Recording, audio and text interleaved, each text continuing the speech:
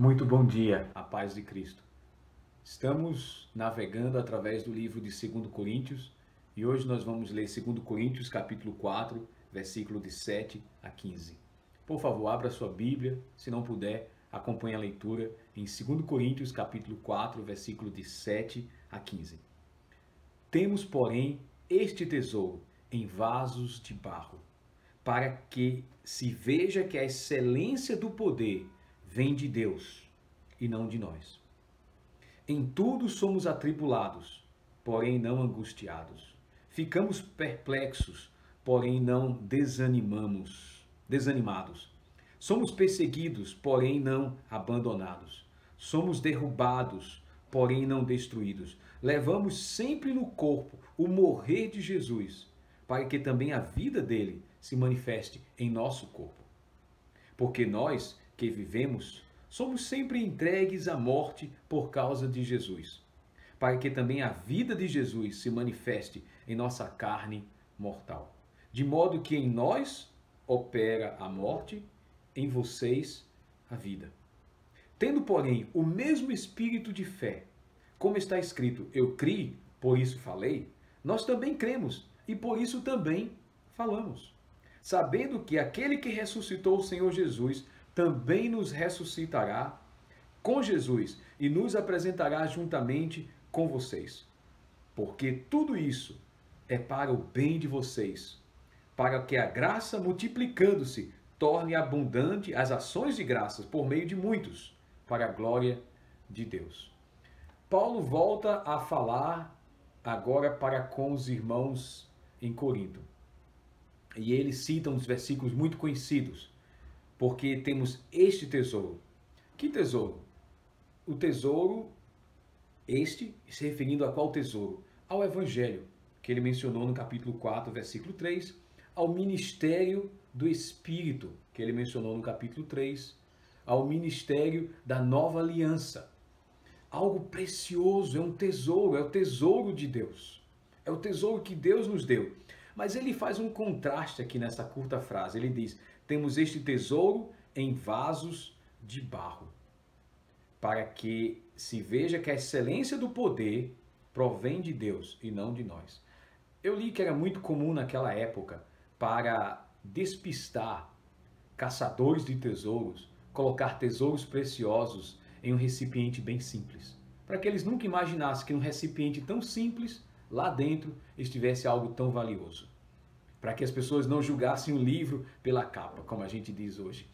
Paulo diz que algo tão valioso, que liberta pessoas do poder de Satanás, que capacita pessoas a evangelizar, que traz liberdade, algo tão poderoso, está contido em pessoas que são tão frágeis. E qual a razão disso?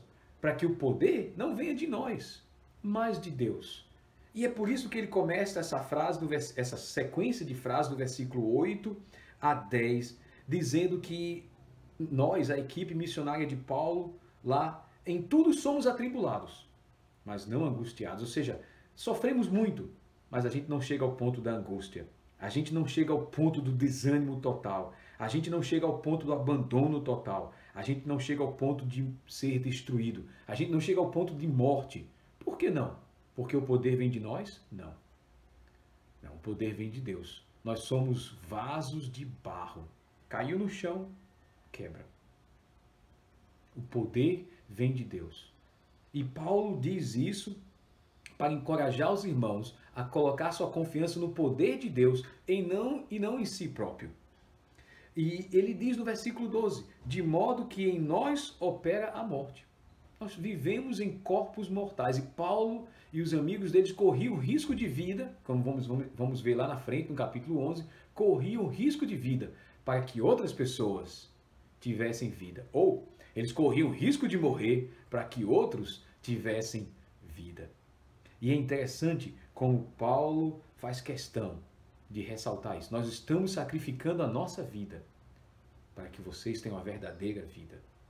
E qual é a conclusão que Paulo chega? Uma conclusão para todos nós no versículo 13. Tendo, porém, o mesmo espírito de fé, ou seja, o que estava em Paulo e o que estava também nos irmãos em Corinto, Como está escrito, eu criei, por isso falei, também nós cremos, por isso também falamos.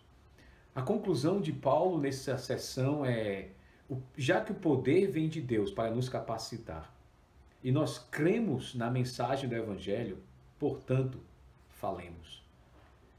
A conclusão de Paulo é muito simples. A gente fala daquilo que acredita. Se a gente não fala, é porque não acredita. Jesus disse em palavras semelhantes de que a boca fala do que está cheio o coração. Se acreditamos que o poder do Evangelho é um tesouro, um poder que liberta o homem, por que às vezes não falamos?